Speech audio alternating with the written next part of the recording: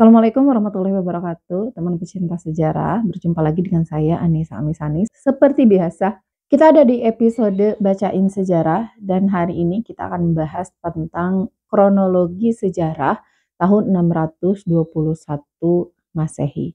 Terakhir kita sudah selesai ya membahas 620 Masehi, meskipun ada yang tidak dibahas semua, maksudnya dilewat-lewat gitu ya, sedikit-sedikit. Tetapi mudah-mudahan tetap bisa mengambil inti dari sejarah tersebut, terutama hikmahnya. Dan hari ini kita masuk ke kronologi sejarah tahun 621 Masehi. Banyak peristiwa yang penting tentu saja yang tercatat dalam sejarah.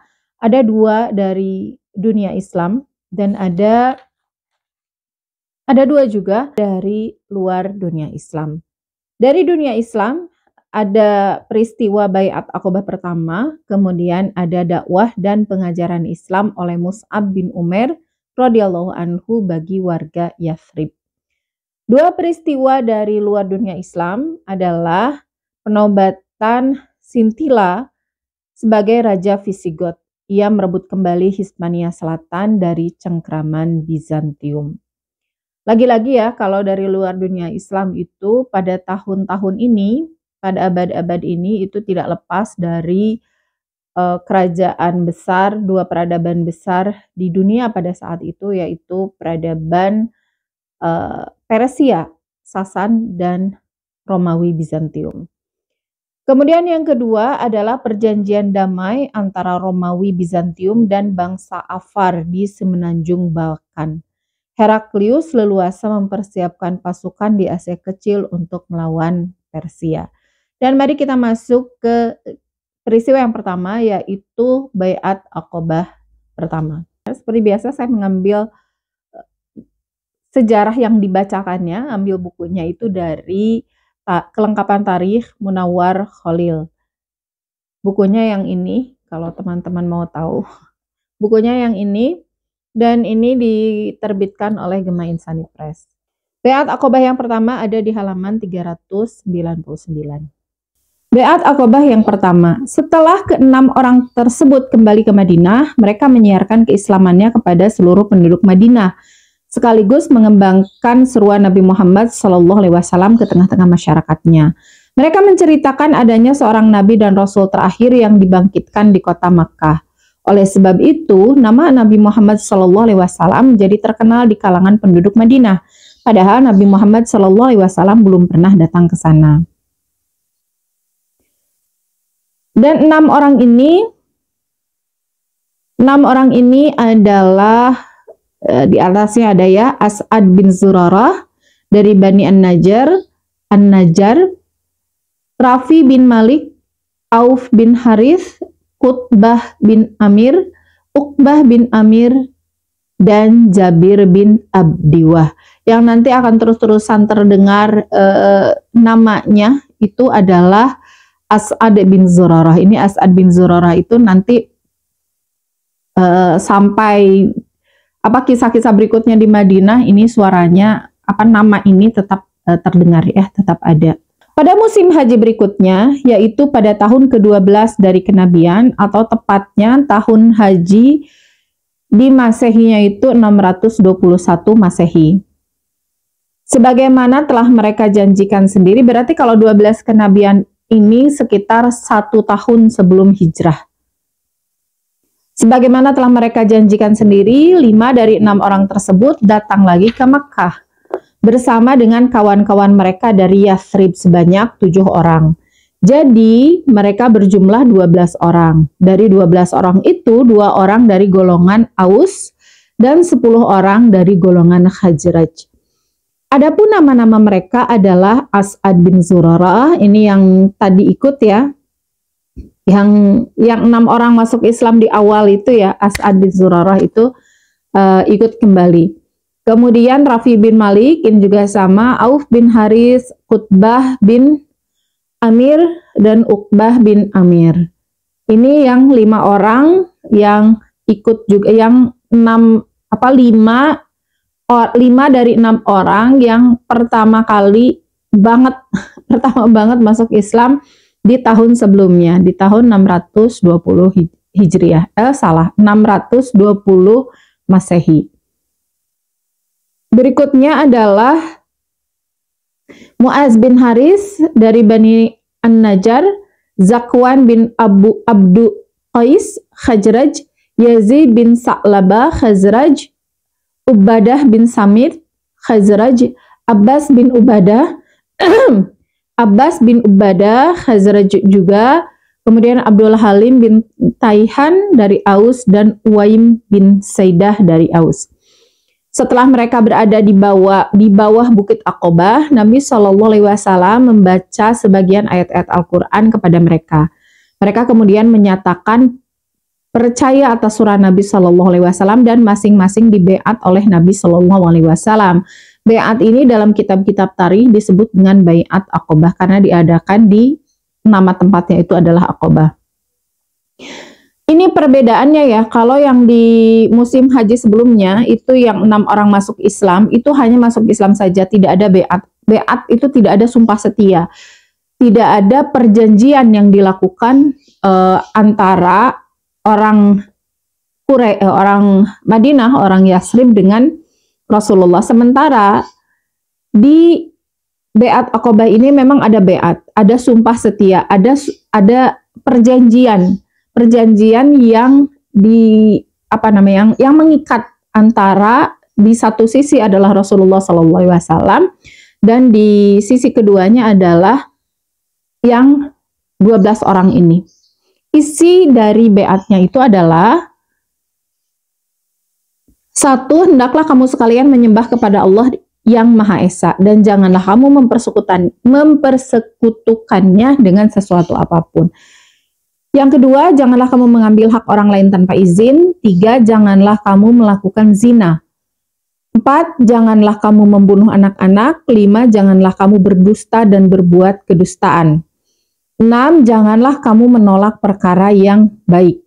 7. Hendaklah kamu mengikuti Rasulullah baik pada masa susah maupun pada masa senang. 8. Hendaklah kamu mengikuti Rasulullah baik dengan terpaksa maupun tidak. 9. Janganlah kamu menyebut suatu perkara dari ahlinya. 9. Janganlah kamu merebut sesuatu perkara dari ahlinya, dari yang mengerjakannya maksudnya. Kecuali jika kamu melihat dengan nyata-nyata akan kekafiran orang yang mengerjakan perkara itu dengan tanda-tanda bukti atau keterangan dari Allah yang menunjukkan kekafirannya. 10. Hendaklah kamu mengatakan kebenaran di mana saja kamu berada, dan janganlah kamu takut dan khawatir terhadap celaan orang dalam mengerjakan agama Allah atau agama Islam. Sebagai penutup, Nabi Shallallahu Alaihi Wasallam bersabda, hendaklah kamu sekalian menepati janji ini. Jika kamu menepati janji-janji ini, kelak kamu akan menerima balasan dari Allah. Barang siapa menyalahinya, perkaranya adalah terserah kepada Allah semata-mata. Demikianlah baiat singkat dari Nabi Shallallahu Alaihi Wasallam kepada orang-orang dari Madinah yang telah mengikutinya. Mereka akhirnya menjadi penolong dan pembela Nabi Shallallahu Alaihi Wasallam. Ini jadi orang-orang yang 6 orang yang masuk Islam di tahun sebelumnya, di tahun 619 Masehi, itu tidak diam saja ketika mereka pulang ke Madinah. Mereka, Yasrib ya, waktu itu namanya masih Yasrib, mereka mendakwahkan apa yang diserukan. Padahal bekal Islam mereka sebetulnya belum banyak-banyak amat ya. Mereka belum jadi ustadz gitu. Tetapi mereka sudah memiliki kewajiban di dalam hati mereka, atau menetapkan untuk diri mereka sendiri. Mereka mendakwahkan apa yang mereka pahami itu kepada orang-orang.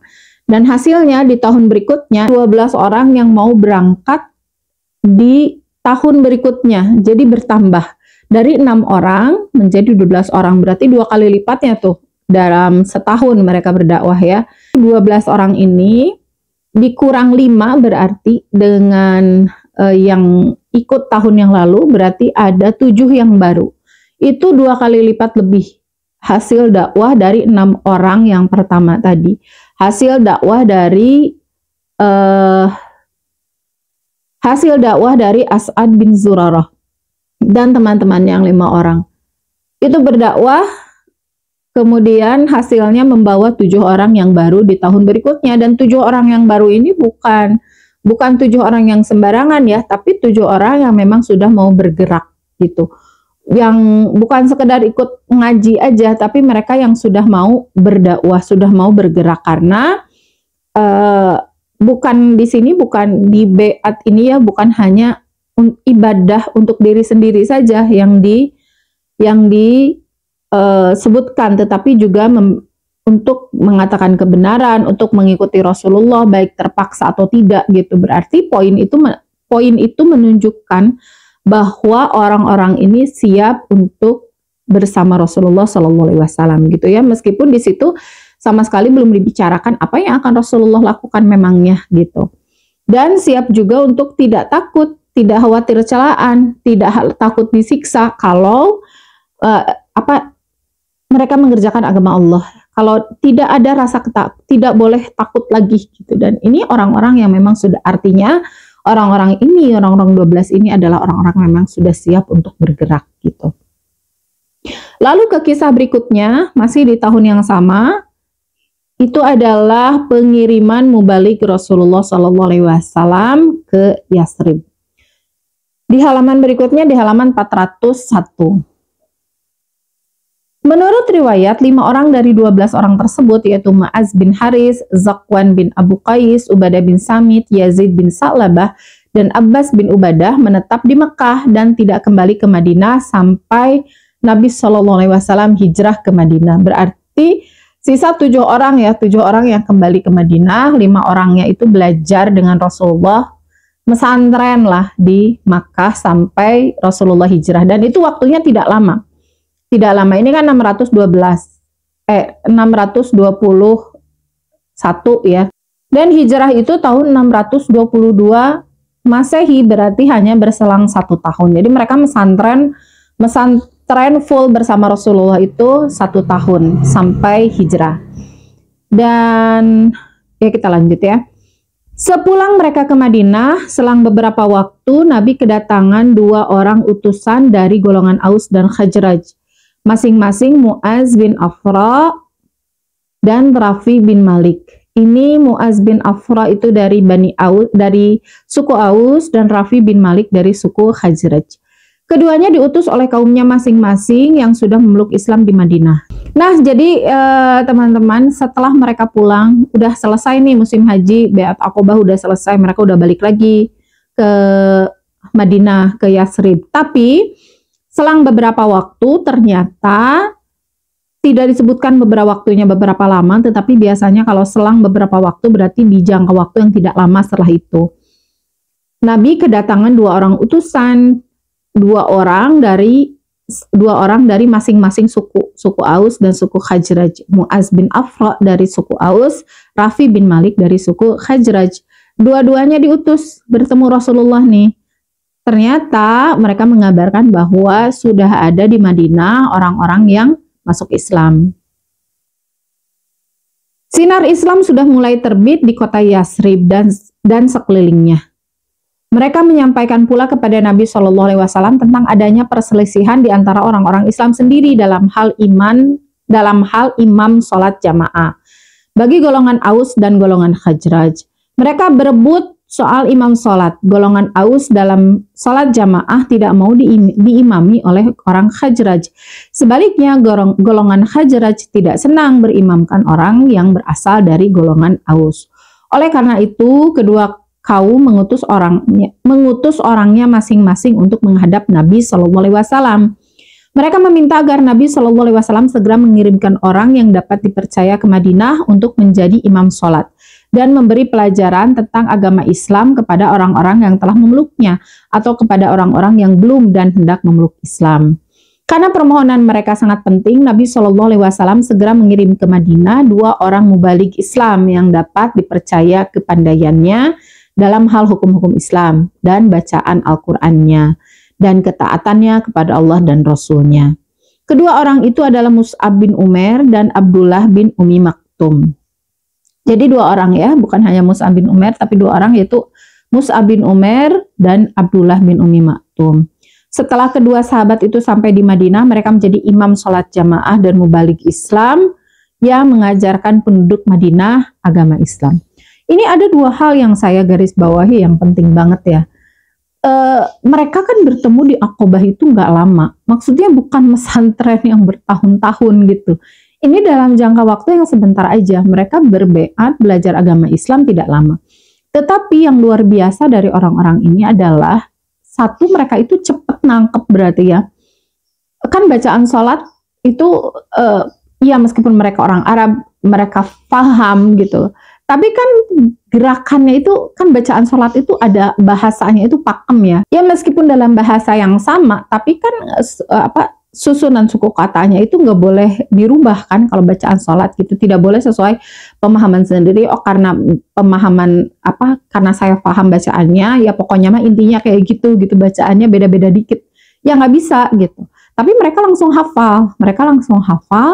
Dan gerakannya juga langsung hafal, dan yang luar biasa lagi sudah langsung bisa mengajarkan kepada orang lain. Buktinya adalah tanpa orang-orang Yasrib ini bertemu dengan Rasulullah, mereka tetap bisa melakukan sholat, bahkan sudah ada imamnya. Mereka berarti sudah belajar tentang fikih sholat gitu, fikih sholat, bacaan, bukan hanya bacaannya, gerakannya seperti apa gitu, maknanya apa.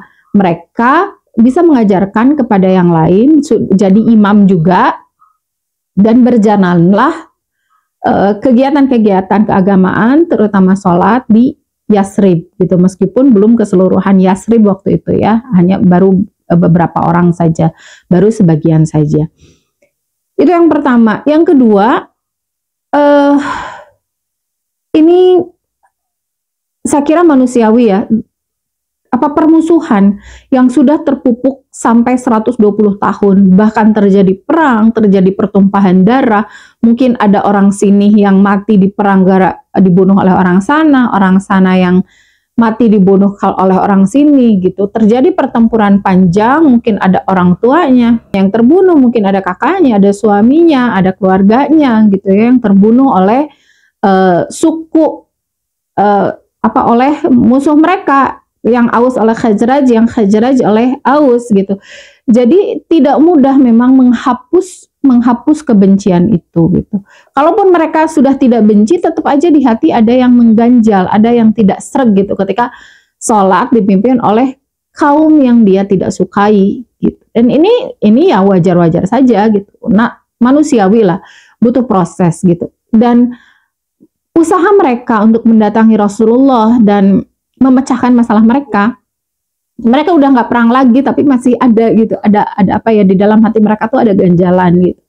Mereka meminta dan yang diutusnya pun dari dua-duanya, bukan melapor saling mengadukan, bukan, tapi dua-duanya memang datang dan meminta solusi. Ini membuktikan bahwa mereka memang benar-benar mereka ingin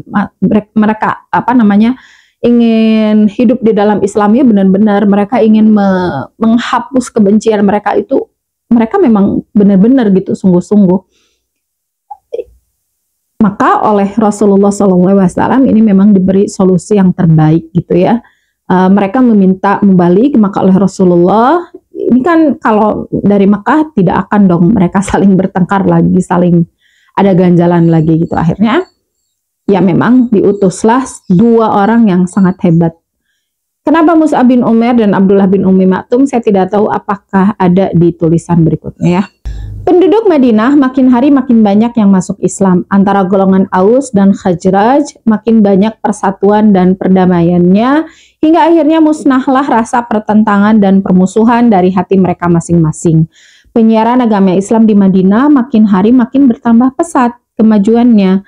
Kaum Yahudi di sana merasa khawatir apabila tersiarnya Islam secara terus-menerus seperti itu, tentunya penyiaran dan semangat agama mereka akan mundur dan mungkin akan musnah dari Madinah.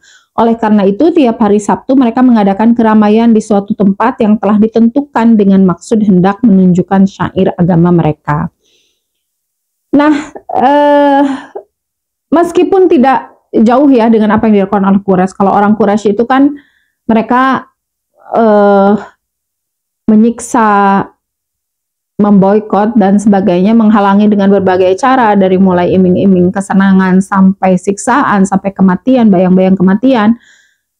Itu mereka lakukan untuk menghalangi dakwah Rasulullah SAW. Dan keresahan itu juga dialami oleh orang Yahudi gitu. orang Yahudi yang tinggal di Makkah, karena mereka tahu tentang Islam, mereka tahu tentang Nabi Muhammad SAW. Cuma mereka keduluan gitu. Dan oh iya, salah satu alasan yang membuat Aus dan Khazraj itu masuk Islam, salah satunya ini juga gitu. Jadi mereka selalu mendengar tentang Nabi yang akan diutus yang didengung-dengungkan oleh orang Yahudi. Orang Yahudi itu selalu mengatakan, tunggu saja sampai ada Nabi, tunggu saja sampai ada Nabi, nanti kalian habislah semua. Orang Aus dan Khazraj ini ternyata yang pertama kali menyadari. Jadi salah satu alasan mereka masuk Islam adalah cepat-cepatlah mereka meraih Nabi ini sebelum oleh orang Yahudi diakui gitu. Mereka mengakui duluan gitu. Ini satu alasan di samping beberapa alasan lain yang tentu saja karena alasan keimanan mereka yang luar biasa kepada Allah, sehingga tidak ada alasan apapun, tidak ada kekhawatiran apapun, mereka memang masuk Islam secara kalau boleh dikatakan secara cepat ya, tidak banyak mikir orang-orang Yasrib ini.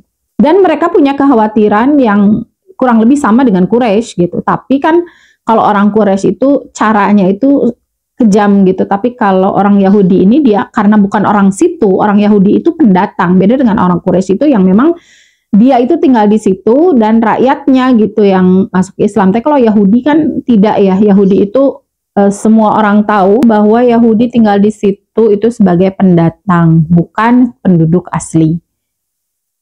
Jadinya ya orang Yahudi kan sebetulnya penakut ya. Jadi mereka tidak punya keberanian juga untuk sampai bersikap seperti orang Quraisy dan banyak pertimbangan lainnya. Tapi yang mereka lakukan adalah mereka melakukan dakwah tentang agama mereka gitu. Jadi mengkanter dakwah yang dilakukan oleh Mus'ab bin Umair dan Abdullah bin Umi Maktum. Mereka juga setiap hari Sabtu mengadakan keramaian dan menceritakan tentang agama mereka. Di Makkah, Nabi menerima berita tentang adanya kejadian ini. Dengan segera beliau mengirimkan perintah kepada Mus'ab bin Umair supaya ia mengumpulkan orang-orang Islam, baik laki-laki maupun perempuan, tua maupun muda, tiap hari Jumat siang di suatu tempat tertentu. Bila kaum muslimin telah berkumpul, mereka diperintahkan untuk mengerjakan sholat 2 rakaat. Setelah menerima perintah Nabi SAW, setiap hari Jumat siang, Mus'ab menyuruh kaum muslimin supaya berkumpul di Hazmun Nabit. Setelah mereka berkumpul, mereka mengerjakan sholat 2 rakaat berjamaah. Menurut riwayat pertama kali, orang-orang yang berhimpun di Hazmun Nabit berjumlah 40 orang. Dan inilah sholat Jumat yang pertama kali dilaksanakan oleh umat Islam. Kemudian tiap hari Jumat siang, kaum muslimin berkumpul dan mengadakan sholat Jumat. Keadaan ini terus berlangsung hingga datangnya Nabi di Madinah. Dan akhirnya ditetapkan oleh Allah menjadi suatu kewajiban bagi umat Islam. Dan itulah dua peristiwa istimewa yang terjadi di tahun 621